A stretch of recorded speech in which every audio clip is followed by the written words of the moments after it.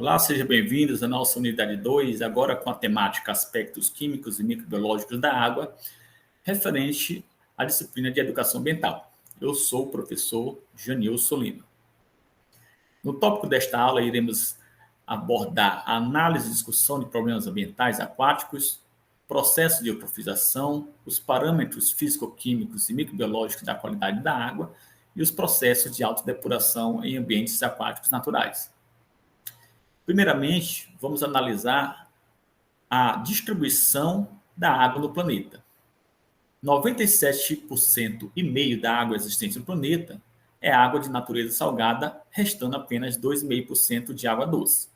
Desse processo de divisão entre água salgada e água doce, nós ainda temos uma subdivisão em relação à água doce. Águas subterrâneas, águas em rios e lagos, águas em geleiras e água presente na atmosfera terrestre. Em relação a rios e lagos, nós temos um percentual de apenas 0,006%, que é a água que nós utilizamos em relação aos processos urbanos e industriais. Os principais usos da água consistem em água de abastecimento residencial e industrial, águas para os processos de agricultura, geração de energia elétrica, navegação, processos de aquicultura, processos de recreação, além do mais, águas de preservação para fauna e flora e água de diluição de despejos. De acordo com a resolução CONAMA 357/2005, a poluição hídrica consiste em qualquer alteração nas características físicas, químicas ou biológicas das águas que possam constituir prejuízo à saúde, à segurança, ao bem-estar da população e ainda possa comprometer a fauna ictiológica e a utilização das águas para fins recreativos, comerciais, industriais e de geração de energia. Mas, quando se fala em poluição hídrica, obviamente que isto gera uma motivação. A motivação da poluição dos ambientes naturais aquáticos comumente estão relacionados aos processos de alto grau de urbanização, falta de saneamento, efluentes industriais sem o tratamento adequado e contaminantes derivados dos processos agrícolas. A resolução CONAMA 357/2005, ela divide a água em águas doces, salobras e salinas, em função da sua salinidade. A água doce possui salinidade igual ou inferior a 0,5%, enquanto águas salobras possuem salinidade superior a 0,5% e inferior a 30%, enquanto as águas salinas possuem salinidade maior ou igual a 30%. Esta mesma resolução ainda faz a subdivisão de cada uma destas categorias. As águas doces, por exemplo, possuem classe especial e mais 4 classes. As águas salinas possuem a classe especial e outras 3 classes, assim como as águas salobras também possuem a classe especial e outras 3 classes. Cada uma dessas classes possui um conjunto de parâmetros físico-químicos e microbiológicos com valores máximos permitidos que devem ser seguidos tanto pela sociedade quanto pelos processos industriais.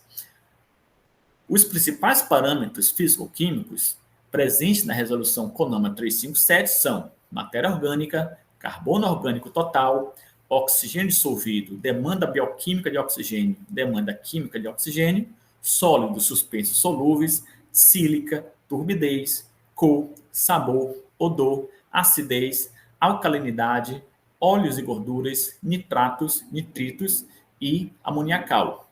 Além destes, também são importantes a dureza, a corrosividade, condutividade, cianetos, fosfatos, sulfatos, cloretos, a temperatura, os metais pesados e o potencial redox, além, é claro, da presença de micro-organismos, principalmente bactérias. Cada um desses parâmetros citados possui uma grande importância em termos ambientais, no sentido de prever impactos que podem ser gerados a partir do descumprimento da legislação vigente por parte, seja da sociedade em termos urbanísticos ou ainda dos setores industriais. Em termos de decomposição, quando um resíduo é lançado na natureza, este tende a se decompor. Existem 2 formas de decomposição, na ausência de oxigênio e na presença de oxigênio. A decomposição na presença de oxigênio é chamada de degradação do tipo aeróbia e é executada por decompositores aeróbios. Os principais compostos químicos resultantes desse processo de decomposição é o dióxido de carbono, água, nitrato, ácidos gráficos e outros componentes.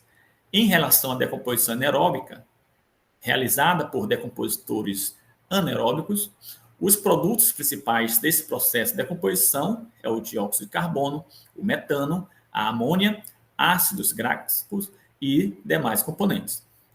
Em termos de estimativa de poluição, podemos utilizar dois principais parâmetros, a DBO e a DQO. Em termos de água limpa, significa dizer que uma DBO está na faixa de 2 a 4 mg por litro. As águas poluídas possuem diversas dezenas de DBO, enquanto os esgotos domésticos propriamente dito, esgotos brutos, podem chegar a 300 mg de oxigênio por litro ou mesmo valores bastante superiores.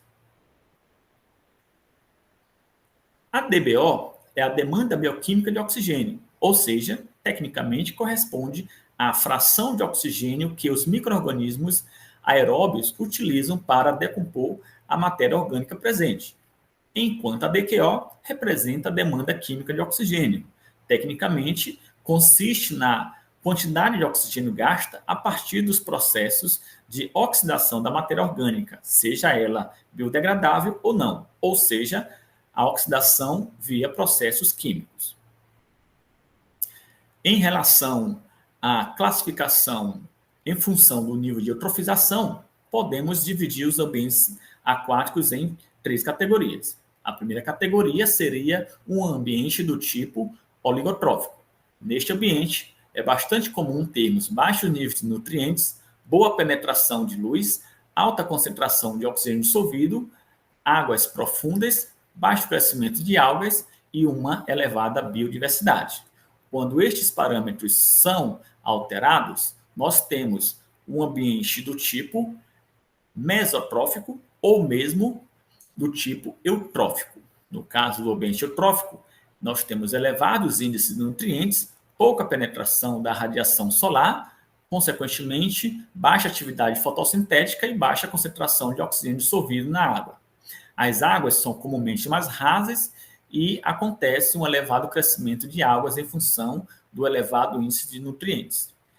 No caso, quando estas propriedades são propriedades medianas entre o aspecto oligotrófico e o aspecto eutrófico, nós temos a categoria do ambiente chamado mesotrófico. Do lado direito, nós temos uma imagem mostrando um ambiente totalmente eutrofizado com a presença de águas superficiais na superfície. Em termos de poluição, nós podemos dividir em 4 categorias. Poluição sedimentar, relacionada ao acúmulo de sedimentos provenientes dos processos de lançamento de esgoto em águas naturais. A poluição biológica, resultante da presença de micro-organismos causadores de doenças, denominados de patógenos. A poluição térmica, resultante da alteração da temperatura do meio devido ao lançamento de águas superaquecidas, comumente utilizadas em processo de resfriamento no setor industrial, e a poluição orgânica mais comum, resultante do lançamento de esgotos urbanos ou mesmo industriais. Já em termos de equivalente populacional, nós temos o parâmetro EPP, que seria uma medida do grau do potencial poluidor que cada setor industrial apresenta em termos de demanda bioquímica de oxigênio. Por exemplo, o setor de cervejaria, ao produzir 1.000 litros de cerveja, possui um equivalente populacional potencial poluidor de 1.500, ou seja, ao produzir 1.000 litros, a cervejaria acaba gerando uma quantidade de poluição equivalente à mesma quantidade de poluição gerada por 1.500 pessoas. Em relação aos processos de autodepuração, nós temos 4 zonas. A primeira zona é a zona de degradação, ela se inicia onde é lançado o contaminante. Nesta zona acontece uma ligeira redução de oxigênio dissolvido e uma elevada demanda bioquímica de oxigênio. Ali surge a proliferação dos micro-organismos do tipo aeróbio, Já na segunda zona, a principal característica é a anoxia do ambiente, ou seja, o ambiente ele possui uma baixa concentração de oxigenação e, consequentemente, uma elevada concentração de micro-organismos do tipo patógenos. Já na terceira zona, nós temos a zona de recuperação. O oxigênio é reposto por mecanismos de fotossíntese e aeração. As bactérias anaeróbias, elas têm sua quantidade bastante reduzidas. O ambiente já recupera-se em termos de propriedades físico-químicas. Já na quarta zona, nós temos as zonas de águas limpas, com presença de algas na superfície em função do excesso de nutrientes, fosfatos e nitratos lançados a partir do processo de decomposição da matéria orgânica, enquanto a DBO ela volta aos níveis naturais e nós temos a presença dos micro-organismos naturais anterior ao processo de lançamento do poluente em águas naturais. Essas são nossas referências e nós desejamos bons estudos a todos.